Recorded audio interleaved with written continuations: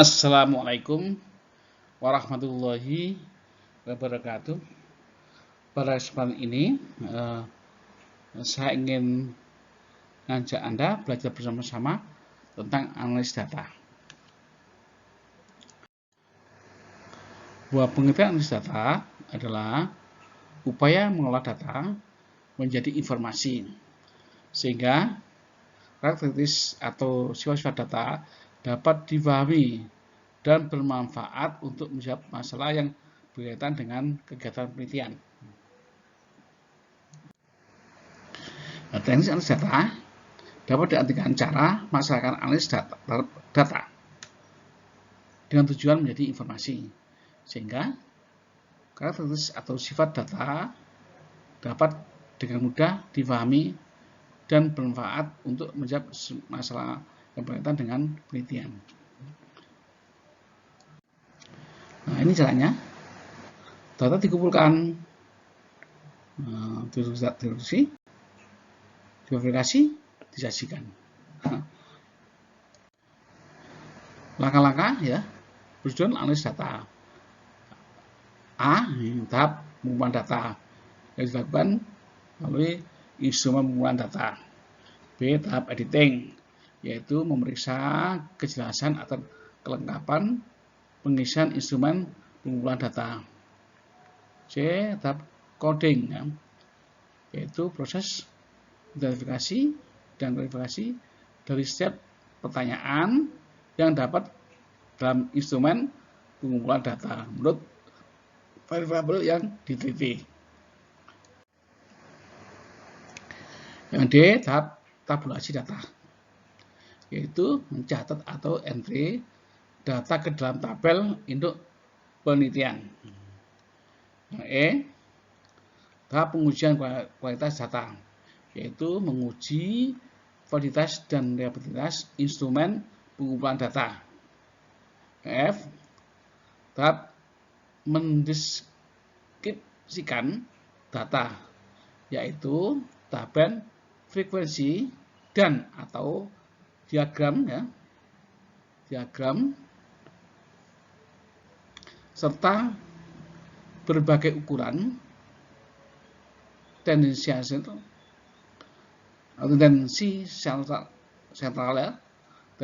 sentral maupun ukuran dispersi. Tujuannya memahami karakteristik data sampai penelitian. Yang G. Tahap pengujian hipotesis, yaitu tahap pengujian terhadap proporsi atau proposisi yang dibuat, apakah proposisi tersebut ditolak atau diterima, serta bermakna atau tidak. Atas dasar pengujian hipotesis, nah selanjutnya keputusan dibuat. Berikutnya tujuan analisis data. 1. Apa tujuannya? Mendeskripsikan data. Dalam hal ini bisa dibentuk frekuensi, ukuran tendensi sentral maupun ukuran dispersion, sehingga dapat dipahami karakteristik data. Dan perhatikan kegiatan mendeskripsikan data dan dibahas pada strategi deskripsi atau dibahas pada strategi deskripsi. Berikutnya, membuat induksi atau menarik kesimpulan. Di bagian ini akan membuat, ya, induksi atau menarik kesimpulan tentang karakteristik populasi berdasarkan data yang diperoleh dari sampel atau statistik. Kesimpulan yang diambil biasanya atau dibuat berdasarkan dugaan atau estimasi dan pengujian hipotesa. Dan dalam statistika ini, kegiatan membuat induksi atau menarik kesimpulan tentang karakteristik populasi atau sampel yang dibahas pada statistik inferensial. Size data penelitian. Satu data berdasarkan sumbernya, nama data primer, itu data yang diperoleh dari sumber atau langsung dari sumber data. Kedua, data sekunder, itu data yang didapat dari studi sebelumnya.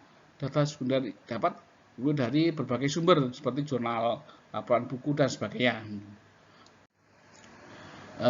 Data berdasarkan waktu, umuman data, yaitu ada data berkala atau time series, merupakan data yang dikumpulkan secara berkala dari waktu ke waktu. Dalam data ini biasanya digunakan untuk melihat perkembangan dari waktu ke waktu. B. Data atau data cross section, merupakan data yang diperoleh pada waktu yang telah ditentukan untuk mendapatkan gambaran keadaan atau kegiatan pada saat itu juga. Data berdasarkan sifatnya, itu data kualitatif, bukan data yang berbentuk slide angka. Data kualitatif ini dapat dikumpulkan dengan cara wawancara, analisis dokumen, observasi, pembuatan gambar atau perekaman video. Umumnya data kualitatif ini pada akhirnya dituangkan dalam bentuk kata per kata.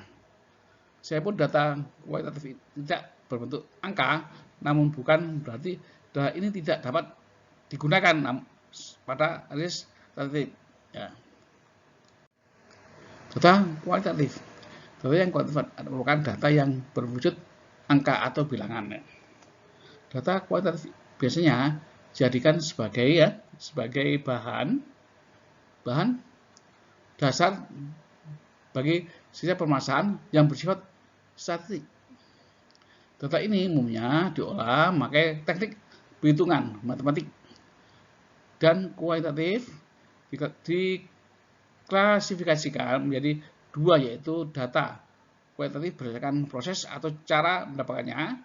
Yang kedua, data kualitatif berdasarkan tipe, skala, ukuran serta ukuran yang digunakan. Nah, ini contoh data ordinal.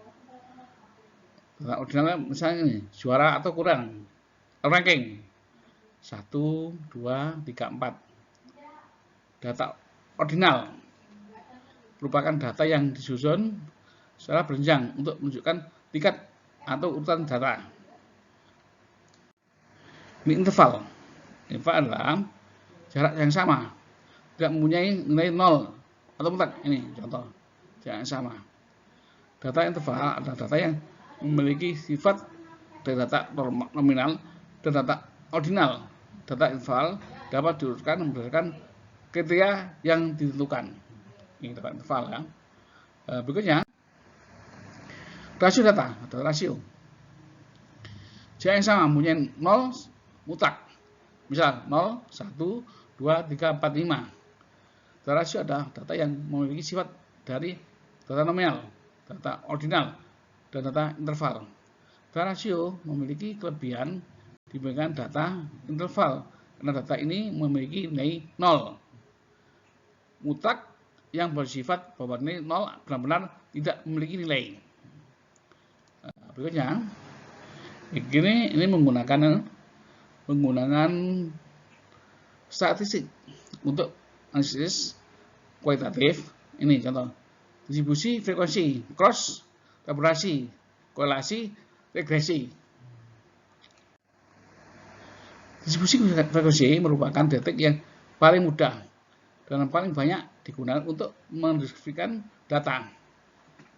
Data distribusi frekuensi mengidentifikasi jumlah dan persentase responden objek yang masuk ke dalam kategori yang ada. Dan ini biasanya digunakan untuk memberikan informasi awal dalam penelitian tentang objek atau responden. Cross tabulasi, bila didistribusikan frekuensi digunakan untuk memberikan informasi yang menggambarkan keseluruhan sampel atau populasi yang diteliti. Cross tabulation adalah sebuah teknik visual yang memungkinkan peneliti menguji relasi antar variabel. Ini korelasi ya. Korelasi menggambarkan asosiasi atau relasi suatu variabel interval dengan variabel interval lainnya. Sebagai contoh, kita dapat lihat relasi hipotekal antara lamanya waktu belajar dan nilai ujian tertinggi. Atau relasi diukur dengan suatu koefisien atau R yang menginginkan sebagai berapa banyak relasi antara dua variabel. Daerah nilai yang memungkinkan adalah plus 1,00 sampai min 1,00. Dengan plus 1,00 menyatakan hubungan yang sangat erat, sedangkan min 1,00 menyatakan hubungan negatif yang erat.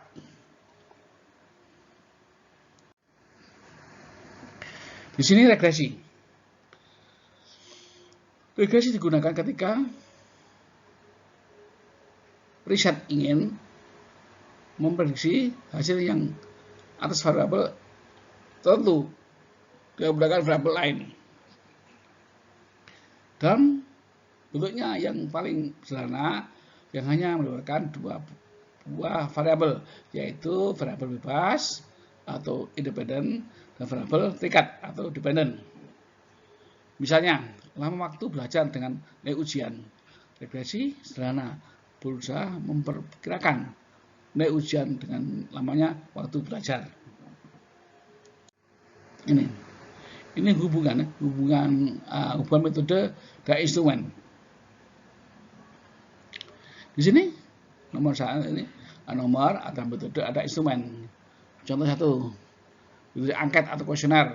Instrumennya angket, checklist, skala, inventory. 2, wawancara atau interview. Instrumennya apa? Pada wawancara dan checklist. Yang ketiga, pengamatan atau observasi.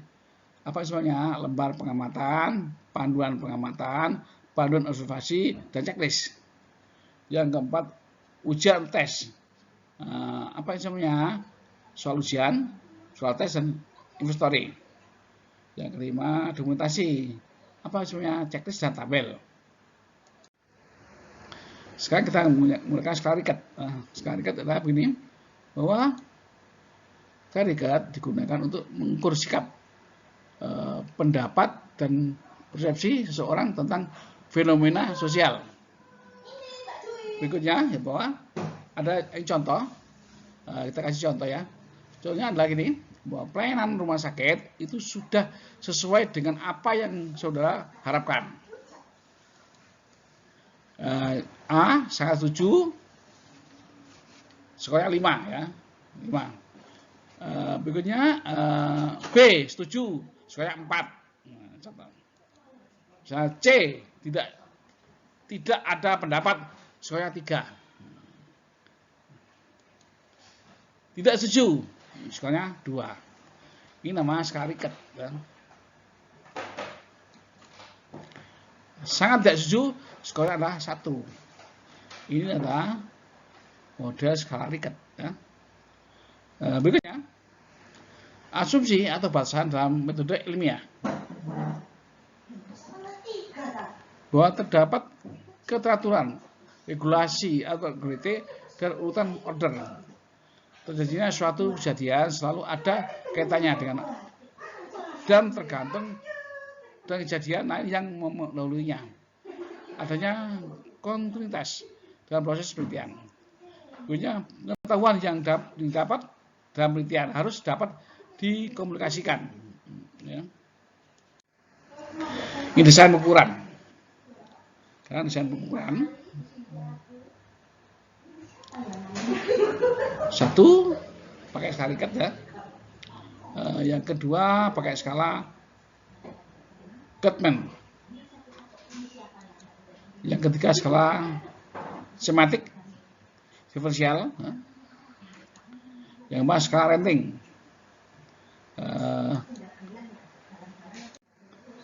Sekarang yang berkaitan dengan analisis dan interpretasi data. Sini bagaimana format untuk tabulasi data. Dua, siapakah yang akan melaksanakan tabulasi data? Berikutnya, berapakah lama proses tabulasi data? Keempat, apakah analisis data? Apa yang akan digunakan? Ya? Yang kelima, software apa yang akan digunakan untuk analisis data? Sekarang skala Gatman, ya, bahwa di sini saya akan memberikan respon yang tegas dari dua alternatif. Apa itu?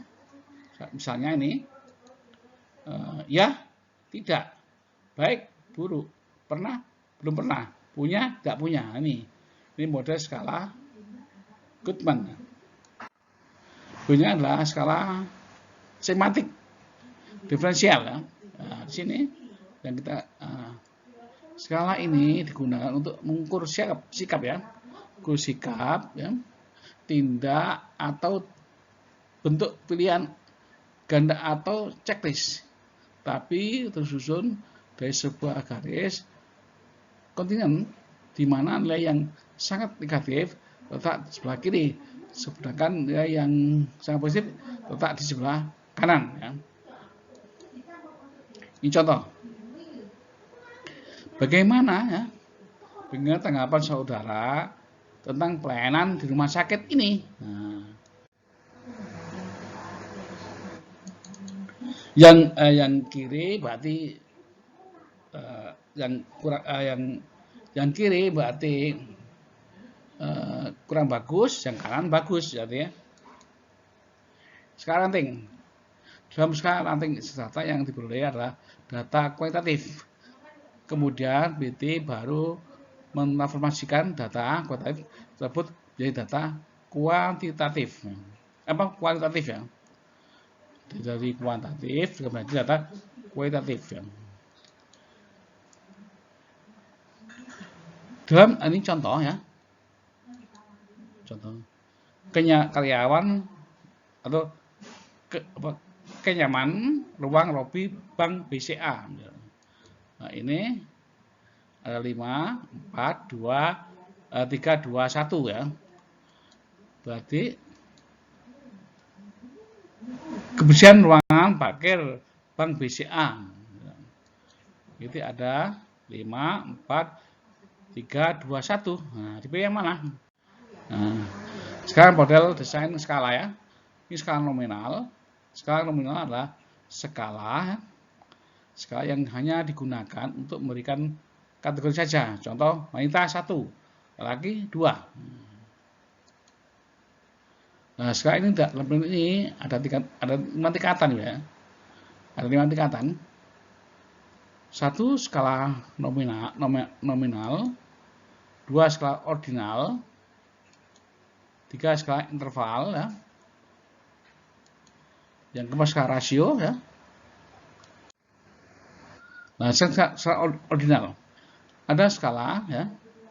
Skala yang pengukurannya yang sudah dapat digunakan untuk menyatakan peringkat antar tingkatan dan jarak atau interval antara tingkatan sudah jelas, namun belum memiliki nilai 0 yang mutlak.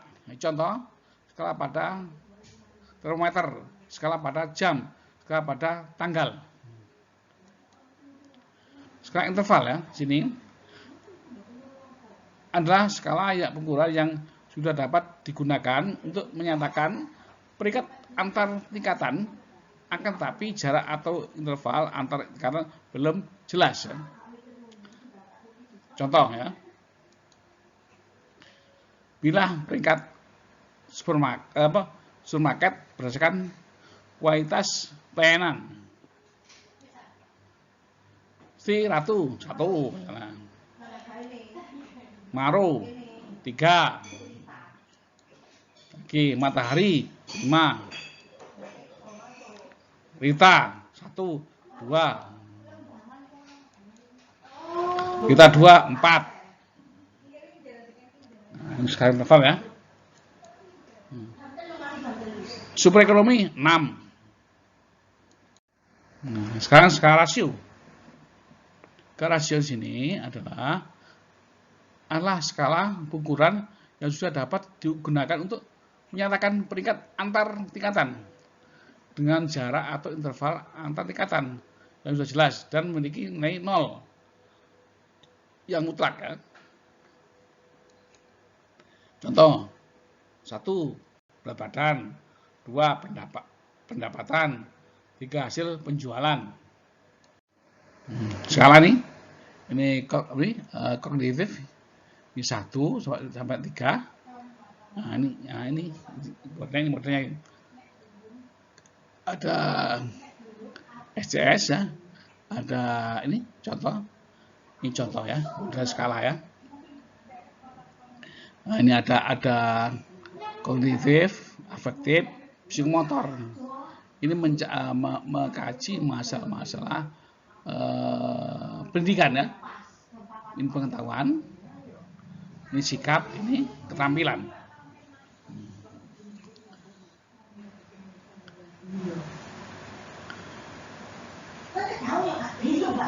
Oke. Ini ringkasan tentang skala. Skala tipe pengukuran. Nominal, kategori ya, peringkat tidak, jarak tidak, bukan tidak. Contoh ordinal, interval, rasio, ya, dan sebagainya. Ini contoh ya. Contoh skala tentang skala ya. Bahwa ini ada nominal ya, tidak. Nah, ini sekian pertemuan ini. Semoga nanti ada kegunaan manfaatnya. Semoga memberi manfaat ya dan keberkahan. Sekian, saya akhiri. Wassalamualaikum warahmatullahi wabarakatuh.